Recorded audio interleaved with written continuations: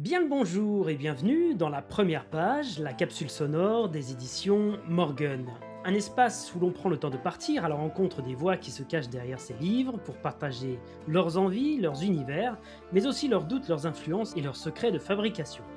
Pas de résumé, pas de spoiler, juste un avant-goût à écouter avant de tourner la première page. Morgan. Aujourd'hui, nous vous parlons de C'est maintenant de Karolina Rejewska. Avec C'est maintenant, Karolina s'empare d'un sujet profondément intime, mais aussi profondément universel, le désir d'enfant. À travers Lilou, son héroïne, elle raconte l'attente, le temps qui passe, les doutes, les espoirs, mais aussi les injonctions qui pèsent encore sur les femmes lorsqu'elles souhaitent devenir mères. Portée par un dessin au crayon de couleur d'une grande sensibilité, C'est maintenant est une bande dessinée qui continue de nous habiter longtemps après avoir tourné la dernière page. Bonjour Carolina. Bonjour à tous. Et je dis également bonjour à Amélie. Bonjour Amélie. Bonjour. Amélie qui est avec nous aujourd'hui pour nous permettre de traduire plus efficacement cet entretien parce que mon niveau d'anglais est très mauvais, même si j'ai l'impression, Carolina, que tu comprends très bien le français. Mais bon, au cas où, Amélie est là avec nous et merci à toi, Amélie. Avec plaisir. Alors, je te propose de commencer, Carolina, car cette émission s'appelle La Première Page, et j'aimerais justement commencer par elle. Est-ce que tu peux nous décrire cette première page, celle que tu as imaginée pour C'est maintenant? The first page came much later in the process of making the comic. La première page est arrivée bien plus tard dans le processus de création de la bande dessinée, parce que je ne savais pas encore comment commencer l'histoire. J'avais déjà terminé de nombreux chapitres, mais j'avais le sentiment que je devais retourner à Paris pour voir des lieux que je n'avais pas encore visités. C'est alors que je me suis retrouvé au parc de Belleville. En montant, j'ai vu ces magnifiques dessins sur les murs qui étaient selon moi parfaits pour la première page, même si j'ai lu plus tard que l'artiste n'avait pas du tout en tête ce que j'y ai interprété pour mon personnage Lilou. Sur ces dessins, on y voit des enfants qui regardent au loin et qui ouvrent comme une fenêtre sur Paris, car on se dirige vers cette vue panoramique magnifique. Ensuite, il y a ces deux enfants qui courent vers quelque part. J'ai vraiment aimé cet endroit. Dès que je l'ai vu, j'ai su immédiatement que je voulais qu'il soit dans ma première page. When I saw this location, I knew immediately I want this location to be my first page. Ce qui m'a frappé tout de suite dans le trait de Carolina, c'est les couleurs chatoyantes, Arthur Vignard, directeur du développement. presque fluo, mais en même temps douces. On reconnaît un petit peu ce lieu mythique qui surplombe Belleville, juste au-dessus du parc. Et on voit tout de suite voilà, le violet qui vient s'opposer au rouge presque rose, le vert électrique acidulé. Et voilà, on sait que dans cet album, on va en prendre plein les mirettes. Ça parle tout de suite d'enfants, donc forcément, il va y avoir des thématiques un petit peu rieuse, un petit peu douce, mais pas tant que ça, c'est ce qu'on découvre après. Mais en tout cas, voilà, dès la première page, on est accueilli par ce trait très chaleureux, cette gestion des couleurs vraiment particulière et on n'a qu'une envie, c'est de continuer, quoi. Ah, Carolina, tu racontes le désir d'enfant avec beaucoup de nuances. Est-ce que c'est cette histoire qui est venue en premier ou bien cette envie d'explorer tout ce que ce désir peut provoquer chez une personne et son entourage? This is a very interesting question. I think the first motivation Je was pense the que ma question première itself. motivation était la question elle-même, mais aussi cette horloge qui tourne. Qu'est-ce que cela fait à une femme quand le tic-tac devient de plus en plus fort? J'ai trouvé très intéressant d'observer cela chez différentes femmes de ma génération, ou même de la génération précédente, comme mes sœurs aînées. Ce sujet, comment une femme change et ce qui devient important ou secondaire à ce moment-là, me tentait énormément. C'est un terreau fertile pour y intégrer de nombreuses discussions. C'était donc le sujet central, mais aussi l'impact sur la femme elle-même. To a woman itself. Sullivan Rouault est avec nous maintenant pour nous parler du livre de Carolina, C'est maintenant, et nous parler plus particulièrement de cette première page. Sullivan, qu'est-ce que tu peux nous dire? Ce que je peux te dire déjà, c'est qu'elle est très colorée à l'image du livre de Carolina et que Carolina, je l'avais rencontrée à Angoulême cette année et je découvrais en fait le PDF en même temps parce que c'est un projet qui est vraiment un projet de Thomas Ragon en l'occurrence, qui l'a ramené de son passé au Seuil, et où il avait entamé du coup la création de ce projet. Bon, Carolina l'a développé après pendant que Morgan, en parallèle en fait de la naissance de Morgan. Et donc j'avais comme ça une vague image de couleurs au loin, des planches que je croisais au bureau, etc. Et puis Angoulême, elle nous a présenté la couverture du livre qui nous a... Waouh. Tu vois, il y a un truc tout de suite où... et puis comme ça se passe à Paris, c'est rigolo de voir Paris avec des couleurs comme ça, presque psychédéliques et tout. Et quant à la première page, je trouve qu'elle est finalement un bon résumé du livre, puisque Carolina nous dit: lorsque je suis quelque part, pardon, dans un parc, dans un café, et que je vois des enfants, deux émotions contradictoires me submergent. Et il y a plusieurs choses sur lesquelles j'ai envie de m'arrêter là-dedans. Le fait que les émotions la submergent, en tout cas les émotions submergent son personnage principal dans C'est maintenant, ça c'est très clair. Que ce sont des émotions effectivement contradictoires, puisque c'est un livre qui nous parle de la volonté ou pas d'avoir des enfants et des différents types de maternité qui s'offrent aux femmes en règle générale. Et ces émotions contradictoires, elles traversent comme ça le livre avec tous les doutes qui peuvent accompagner la décision de devenir maman ou de faire un enfant. Et voilà, et bon, je ne veux pas déflorer du tout l'histoire, mais c'est vrai que c'est quelque chose qu'on va traverser avec son personnage principal, évidemment, Lilou, mais ainsi que ses deux amies, de fait, qui ont elles aussi une relation différente à la maternité. Et en même temps, cette image de voir des enfants souriants, courant dans un parc comme ça à Paris, je trouve qu'il y a quelque chose de très fort, puisque c'est moi aussi quelque chose qui me touche en tant que parent et qui me touchait avant de devenir parent par ailleurs, parce que bah, c'est un peu la quintessence de l'innocence infantile, quoi, de voir des enfants en train de jouer dans un parc comme ça. Et ouais, ça m'a renvoyé à des émotions personnelles, évidemment, en tant que ex-futur parent. Et en même temps, je trouve que c'est une bonne projection et dans la suite de cet album, qui est un album qui ose hein, vraiment, qui va franco sur la question de la maternité, quitte à, en tout cas, prendre des angles qui peuvent déranger ou qui peuvent un peu choquer parfois, ce que je trouve fort du coup, parce qu'il y a une sorte de probité intellectuelle max chez elle, quoi, notamment chez ce personnage en tout cas, mais j'imagine que ce personnage a quelque chose à voir avec Carolina et que ça sort pas de nulle part. Et dans ses questionnements, dans la façon qu'elle va avoir de gérer la relation avec son compagnon et tout ça. Et ouais, ouais, c'est un titre qui laisse pas indifférent, ça c'est évident. Alors en plus d'être autrice de bande dessinée, tu es également illustratrice et animatrice. Qu'est-ce que l'animation t'a appris sur la manière de raconter une histoire en bande dessinée? So for me, I always loved to do animation. I was never so amazingly good because I never like studied in Gobelin or something. J'ai toujours aimé faire de I l'animation. Je always loved n'ai jamais été creating incroyablement doué car je in n'ai pas fait de another grandes way études of dans ce domaine comme of l'école des Gobelins. experimenting with Mais j'ai toujours aimé la characters. liberté And d'expérimenter what avec les images que definitely cela stayed offrait. from the Ce qui est animation resté de l'animation dans was mes dessins, ce sont les scènes where séquentielles it dans is ma bande like a dessinée. little bit like J'ai an beaucoup de passages qui animation. ressemblent un peu à de l'animation et And j'adore les I créer really car love j'ai to l'impression de do pouvoir so transmettre because beaucoup I have the d'émotions feeling de that manière I très can silencieuse. transport in a very silent way a lot of emotions. C'est maintenant, c'est un projet que tu as suivi, Thomas, de très très près, je le sais, et qui te tient particulièrement à cœur. Qu'est-ce que tu peux nous dire sur cette première page? Alors cette première page, alors c'est compliqué parce que là on parle d'un livre qui fait, 200 pages et assez dense, donc c'est assez réducteur, voilà, on va dire. Donc on commence dans un parc, qui est le parc de Belleville en fait, Mmh. et on voit 2 enfants, on zoome petit à petit sur 2 enfants qui courent, un garçon et une fille, et le texte, dit: «Lorsque je suis quelque part, dans un parc, dans un café et que je vois des enfants, 2 émotions contradictoires me submergent». Et là, c'est Karolina Chizewska qui parle, bien sûr, l'autrice de cet album qui a une part d'autobiographie. Et en fait, le sujet est tout de suite abordé, c'est que, Carolina, le personnage principal de l'histoire, désire ardemment avoir des enfants. On la découvre au début de la trentaine, au début de l'album, et on la quitte, quand elle a, quasiment 40 ans.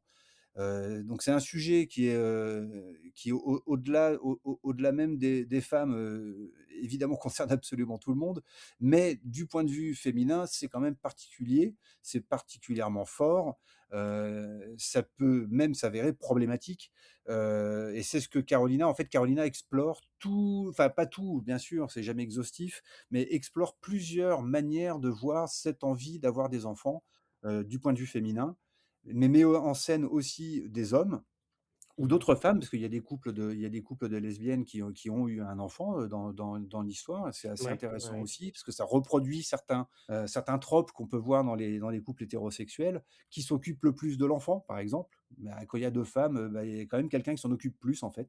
Voilà, donc il y a plein de sujets, autour de la maternité qui évidemment vont au-delà de la maternité pure, c'est vraiment la façon dont on peut vivre, la vie quotidienne, dans les rapports de pouvoir, les rapports de force qu'il peut y avoir entre hommes et femmes, bien sûr.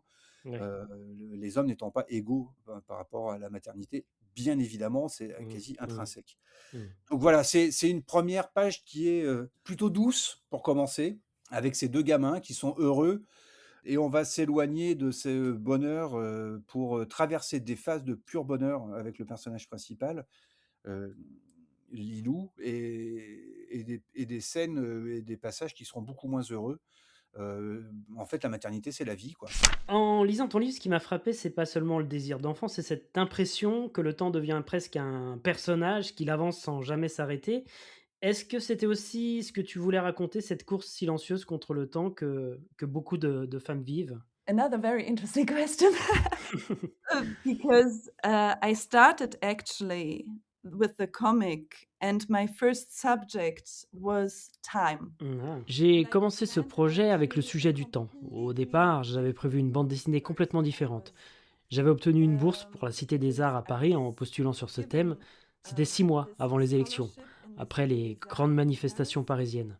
Ces 6 mois ont été très intéressants à observer. Même s'il ne s'est pas passé énormément de choses à ce moment-là, les gens semblaient avoir peur de ce qui s'était passé auparavant. Et puis, il y a eu le coronavirus. Mais un autre sujet est devenu dominant au fil de mes discussions avec mes amis à Paris. Des histoires de femmes qui faisaient un enfant avec leur colocataire parce que leur petite amie n'en voulait pas. Pour les femmes de ma génération qui ont étudié, travaillé et qui atteignent une stabilité vers le début ou le milieu de la trentaine, la pression surgit. Got the pressure, "Oh wait, I wanted to have a family. What now?" Attends, je voulais une famille, et maintenant? Il y a aussi ce doute permanent. Est-il responsable d'avoir un enfant dans un monde qui semble si catastrophique et dangereux? Le temps est donc définitivement un personnage de ma bande That you dessinée. said time is a character of my comic because it definitely is. Et nous sommes maintenant avec Victorine, éditrice pour les éditions Morgan. Victorine, qu'est-ce que tu peux nous dire sur cette toute première page de cette maintenant? La première page de C'est maintenant, elle est très colorée, c'est comme tout le reste de cette BD. Et la première page, elle introduit une espèce de scène où tu as deux enfants qui courent. Alors je dirais une récréation ou un parc. Et c'est tout le thème de cette BD, puisque ça parle du désir d'enfant d'une jeune femme de 32 ans, un peu coincée dans tout un tas d'injonctions sociétales et de ses interactions avec ses amis, parce que elle souhaite effectivement avoir un enfant, mais elle a cette espèce de temps qui semble contracté par tout un tas de pressions justement liées à son âge, et ce titre essaie d'amener ce sujet. Lilou prend parfois des décisions qui peuvent surprendre le lecteur, voire le mettre un peu mal à l'aise. Ça a été mon cas. Pourtant, à aucun moment tu ne portes de jugement sur elle. C'était important pour toi de montrer jusqu'où un désir peut conduire sans chercher à dire ce qui est bien ou mal. Shortly said, yes. Mhm. It is true that Lilou can seem sometimes not even like a very sympathetic person. Lilou n'est pas une héroïne parfaite. Je trouve intéressant d'explorer ces moments où nous sommes la pire version de nous-mêmes. À cause de sa détresse ou de sa situation, Lilou atteint des limites et franchit parfois les lignes. Cette facette est apparue plus tard. En montrant mes planches à des proches de confiance, j'ai réalisé qu'il y avait des scènes que je voulais encore raconter sur elle, sur ces situations qui poussent une femme à bout. Il est très important pour moi qu'aucun de mes personnages ne soit parfait ou linéaire. Je les aime tous énormément, même avec leur côté très sombre. C'est cet amour pour eux qui me permet de créer des scènes parfois difficiles. Yeah, can be maybe a little difficult. Thomas, toi tu es éditeur plus particulièrement sur ce titre, je sais que tu l'as suivi de très près. Qu'est-ce que tu peux nous dire sur la relation que tu as mise en place avec Carolina autour de ce livre? Alors c'est une relation particulière parce que Carolina étant, allemande, que je ne parle pas vraiment l'allemand. En fait, on a travaillé à 3 sur ce projet avec Jean-Baptiste Courceau qui est, à la fois traducteur des langues scandinaves vers le français, mais aussi de l'allemand vers le français, Mhm. mais qui est pour les auteurs allemands, notamment berlinois, qui est aussi script doctor, qui est un peu leur mentor et qui les aide à accoucher leurs projets, à les travailler, à faire c'est une sorte de sparring partner, scénaristique, Ouais. pour les auteurs allemands et le lien avec les éditeurs, français ou allemands d'ailleurs, mais beaucoup français. Donc voilà, donc en fait, c'était plutôt un trio. Moi, je communiquais beaucoup avec Jean-Baptiste pour des raisons linguistiques Mhm. et Jean-Baptiste faisait le point régulièrement avec Carolina. Mais le livre s'est construit, en fait, moi, j'ai reçu un projet qui était quasiment écrit, en fait. et la discussion, c'est plus porté sur la mise en scène et sur le rythme du livre que sur le fond même. Parce que moi, je trouvais que c'était pas à 2 mecs, de dire, à une D'accord, femme, comment parler de la maternité. bien sûr. Et que ces points de vue, contrastés, sinueux, avec des hauts, des bas sur la maternité, moi ça me je trouvais ça passionnant, Mmh. hyper intéressant, et que les questions de fond là, ça lui appartenait totalement parce qu'il faut faire aussi confiance aux autrices et aux auteurs. Voilà, donc c'était plus sur la question du rythme et de la narration que ça s'est passé, et sur les questions de dialogue et d'écriture bien sûr aussi, avec la traduction après. Ton dessin est réalisé au crayon de couleur. Alors on sent le trait, la matière, presque la pression de la main sur le papier. Pourquoi est-ce que tu as fait ce choix du crayon de couleur pour cette bande dessinée? So I have to say that before that comic, I did a lot of smaller comics for anthologies. Avant cette bande dessinée, je Because the travaillais second beaucoup en noir et World blanc War pour des and anthologies sur la all Seconde Guerre were mondiale ou black avec and du white. numérique pour une agence. Maybe Je voulais plus me a voir devant un red ordinateur. or a Je dark voulais blue in the absolument me text. salir les mains et plonger So dans la for me, couleur. it was sure À that Paris, I en allant dans les become librairies de a BD, good j'ai vu que les job, artistes prenaient du but plaisir. really Il était doing crucial pour moi de ne pas faire une the BD way pour le I boulot, want to do mais it, de la faire the exactement way comme je le how voulais, pour I apprendre. want to C'est pourquoi learn j'ai choisi more. cette technique de l'aquarelle And et des crayons de couleur. yeah, that's why I decided definitely for this technique. Chaque artiste est, qu'il le veuille ou non, influencé par le travail d'autres créateurs. Alors j'ai préparé mon petit bingo des influences et tu me diras, Carolina, si je suis sur la bonne voie ou complètement à côté de la plaque. Alors Catherine Meurice, pour commencer, probablement la première qui m'est venue. Alors pas dans le trait exactement, mais dans cette façon de travailler des couleurs très libres, qui ne cherchent pas à reproduire le réel, mais un état émotionnel. Dupuis et Berberian pour ce trait souple, toujours avec cette forme de spontanéité dans le dessin. Et puis du Jean-Jacques Sampé pour cette simplicité apparente, une nouvelle fois, du dessin. Qu'est-ce que tu penses de ces références? First of all, I love the references. Ok. And I would maybe say a little bit Catherine Meurice, Mhm. but the others, I have to say no. Ok. Alors, quelles sont tes influences, alors, si tu pouvais m'en citer quelques-unes? So I definitely was inspired in that time also by artists who worked with watercolor and crayons. Hmm. So it was definitely Lorenzo Mattotti. It was also Brecht Evans. It was also, but there are also a lot of artists which are influencing me, like Naoko Takeuchi or Ok. um, Rumiko Takahashi. Like Ah, some people who would know some scenes, they will see it. ouais. Ok.